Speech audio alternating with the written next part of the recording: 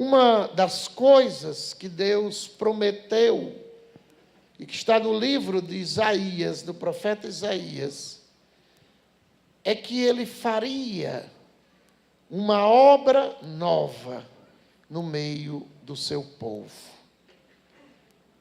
Esse texto, que é muito amado por nós do Shalom, porque no início da comunidade, quando Moisés queria entender o que é que Deus estava fazendo, o que é que Deus queria realizar, eles abriram a Bíblia e saiu exatamente Isaías, que diz: eis que eu faço uma obra nova. Não a vedes? Eu vou abrir um caminho pelo deserto. Deserto é lugar de seca, de calor, de aridez, de morte. Eu vou abrir um caminho, uma estrada pelo deserto. Eu vou fazer correr água no meio da estepe. Quem anda no interior de Quixadá, no mês de setembro, vai ver o que é a estepe, que são aqueles cactos secos, né? Que nem o cacto aguenta o calor. Aquilo é uma estepe, quer dizer, um lugar sem vida, porque onde não tem água, não tem vida. Nosso sertão está lindo agora, mas deixa chegar setembro, agosto, tudo seca. Então a promessa de Deus é uma água que vai passar no meio do deserto, e essa água vai trazer vida, e os animais do campo, diz Deus, os chacais, as avestruzes, me darão glória, porque eis que eu vou fazer uma obra nova, a qual já surge. Uma coisa nova. E é muito interessante que o profeta Ezequiel também profetiza que vai sair do templo, do lado direito do templo, um rio. E esse rio, por onde passar, ele vai trazer vida. Ezequiel fala que ele foi levado ao rio, primeiro ele molhou os pés. Depois, lá na frente, ele entrou, molhou até o joelho. Depois, lá na frente, ele entrou, molhou até a cintura. E depois, lá mais na frente, ele entrou e ele foi totalmente submerso na água.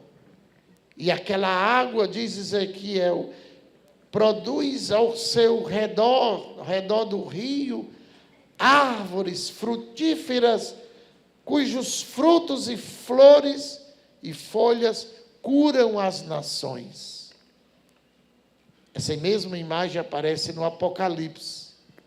E essa mesma imagem torna-se realidade na cruz do Calvário, quando aquele soldado, para certificar-se que Jesus de fato estava morto, se não tivesse, iria ter que morrer, ele pega uma lança e abre o peito de Jesus, e João, que estava lá, diz: aquele que estava e viu a testa daquela ferida, saiu sangue e água. Ó sangue e água que jorrastes do coração de Jesus como fonte de misericórdia, eu confio em vós. Ou seja, do coração aberto de Jesus, estamos no mês de junho, mês do Sagrado Coração de Jesus. Esse é um mês muito importante. Do coração chagado, aberto, nasce a igreja. Porque aquele sangue, aquela água, Jesus revelou a Santa Faustina, que é a fonte da vida, é o batismo e é a Eucaristia. Dos sacramentos, a igreja vive dos sacramentos. O batismo, a confirmação, o crisma, a Eucaristia, a confissão, a unção dos enfermos, a ordem e o matrimônio.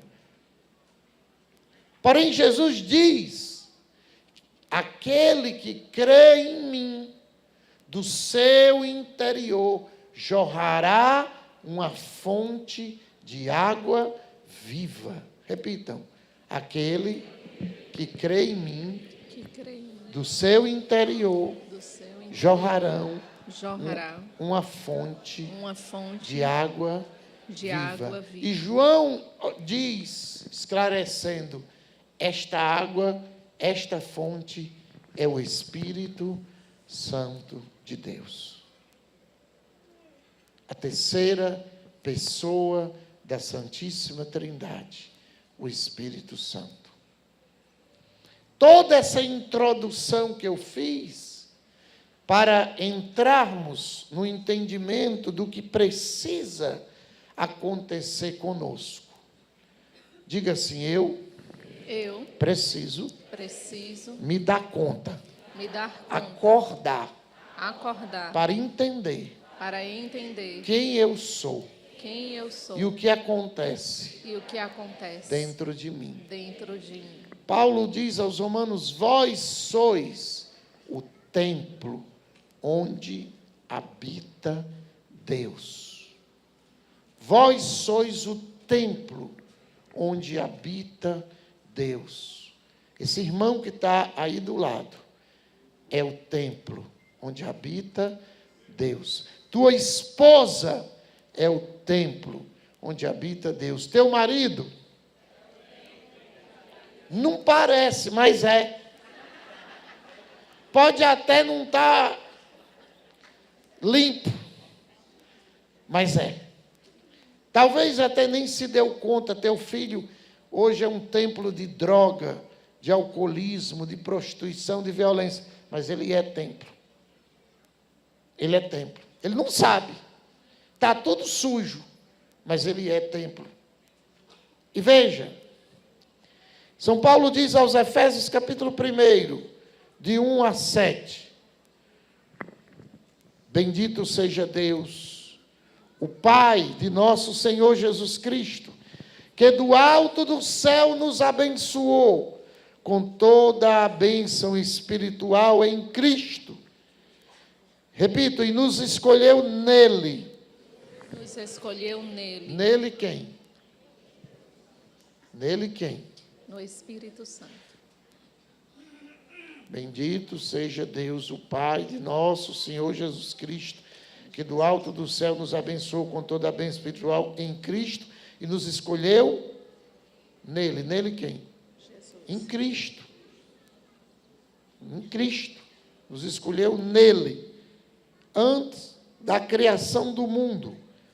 Para quê? Repitam, sermos santos, irrepreensíveis diante de seus olhos. Portanto, tomemos vergonha na nossa cara, nessa cara lisa. Você foi e eu fui chamado a uma alta dignidade.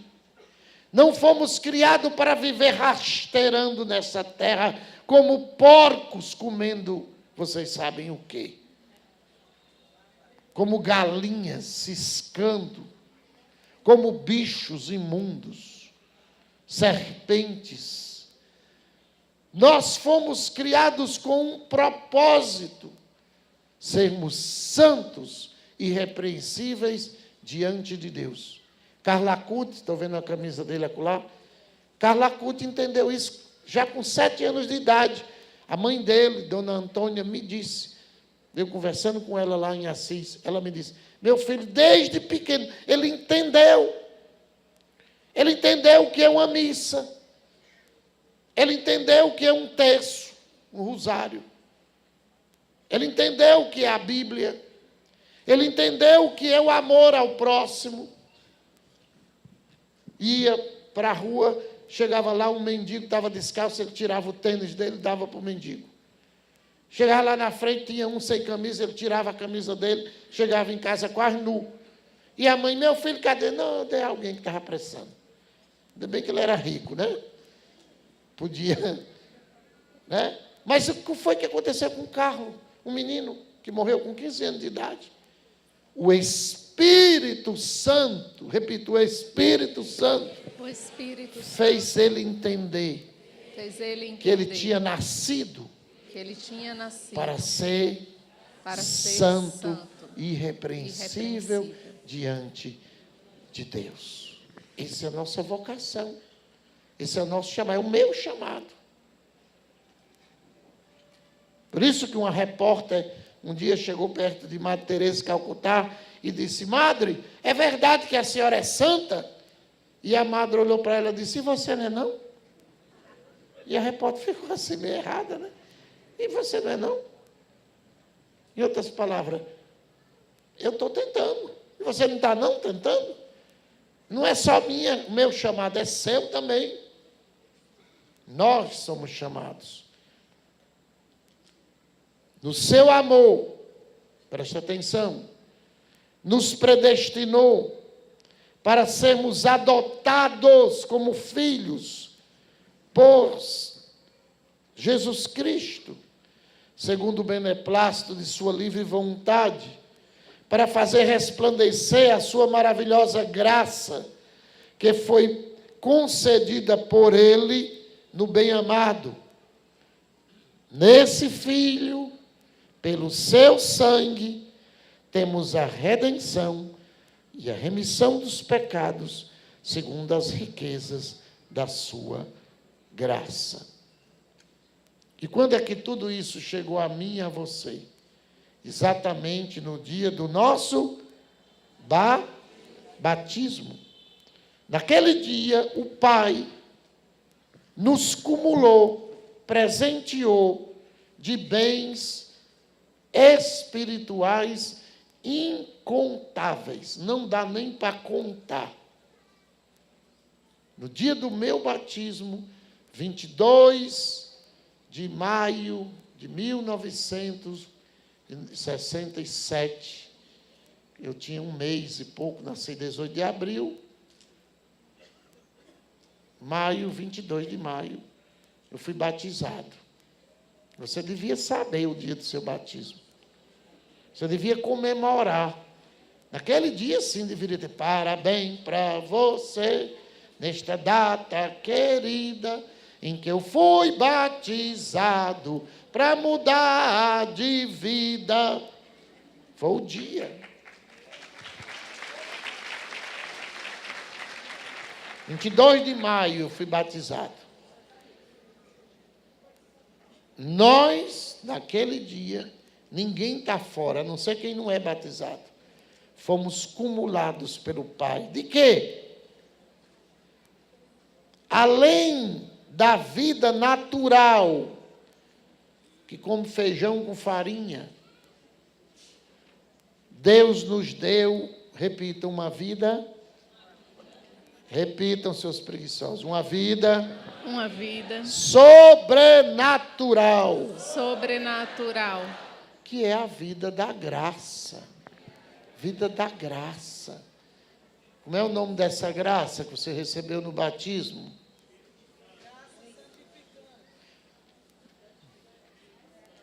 Como é o nome da graça? Graça santificante. Só uma pessoa sabia. Se vocês não sabem, imagina o que é que estão vivendo. Vivendo como bicho, como Deus criou batata. Graça santificante. Eu recebi. No meu batismo. A graça. Santificante. Você não recebeu a graça cachaçal, a graça drogal, a graça fuxical. Não, você recebeu a graça santificante. Para quê? Para ser santo. No dia do batismo eu me tornei filho de Deus, irmão de Jesus Cristo, meu Senhor e Salvador, herdeiro e co-herdeiro com Cristo, diz a palavra, de todos os bens celestiais. Por que a Igreja Católica batiza criança? Porque não é possível deixar o menino crescer sem receber essas graças que eu estou falando aqui. A graça santificante. Ah, padre, mas ele não tem pecado. Aquela criancinha linda ali de 1 mês, 2 meses, 3 meses, tem pecado ou não tem? Aquela criança tem pecado. Que conversa é essa, dona Célia? Ô, dona Célia.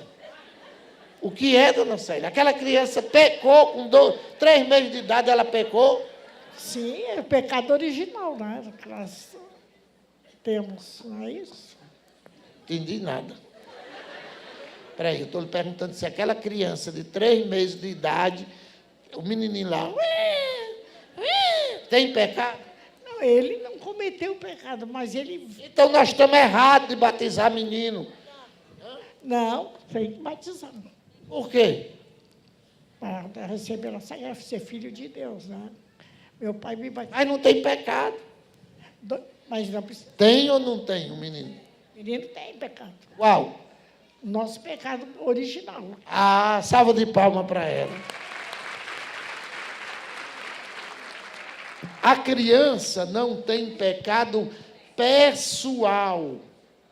Ela não tem, porque ela não pecou. Até ela aprender o que é certo e o que é errado, ela não pecou. Mas ela traz a mancha, a marca. Paulo diz aos Romanos 5, todos pecaram e destituídos estão da glória de Deus. É linda a criancinha destituída da glória de Deus. É linda a criancinha manchada pelo pecado original. É linda a criancinha, mas não é ainda filha de Deus. É criatura. Aí eu pergunto, a mãe e o pai registram a criança quando nasce? Por quê? Por que não deixar ela crescer? Por que ela não vai crescer primeiro? Se eu quiser ser brasileira, eu vou. Porque ela não deixaria de ter direitos e deveres de um cidadão ou cidadã brasileira. A mãe e o pai vacina? Sim ou não? Por que vacina? Bem umas 10 vacinas. Por que não deixa a criança crescer? Vai, meu filho, crescer, que quando você tiver adulta, você vai poder aceitar a vacina ou não. Seria tarde. Ela recebe a poliomielite, vacina contra o quê? Cachumba, sarampo, catapora, toda praga ruim. Por que vacina? Repita comigo, o batismo é uma vacina. Uma vacina. Onde a criança recebe a graça santificante para já ir lutando.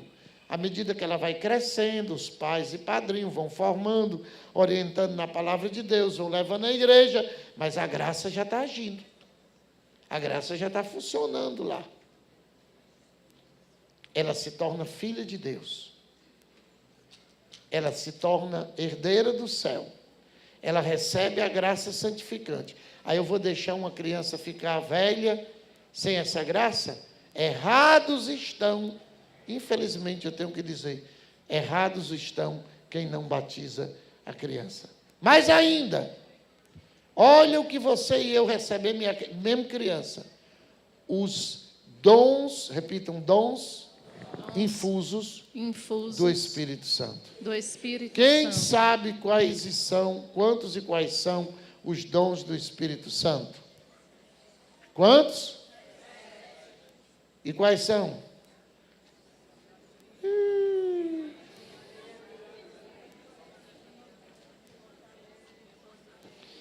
Ah, meu Deus, acho que eu vou pregar para as bonecas reborna. Vocês viram a reportagem que fizeram o primeiro parto de uma criança reborn, não é? A boneca dando à luz. Eita, bando de gente sem juízo, né? Padre Cícero dizia, meus filhos, no futuro não vai ter lugar para botar louco. Chegou, Padre Cícero, o tempo. Não tem mais lugar. Voltando. Os 7 dons do Espírito Santo que Isaías 11 profetiza. Sabedoria, entendimento, conselho, fortaleza, ciência, piedade e temor a Deus. cada dom desse, vai estudar. Que vergonha, vão estudar o catecismo, vão ler o que é o dom da sabedoria, do entendimento, do conselho. Gente, isso é o que move a nossa alma.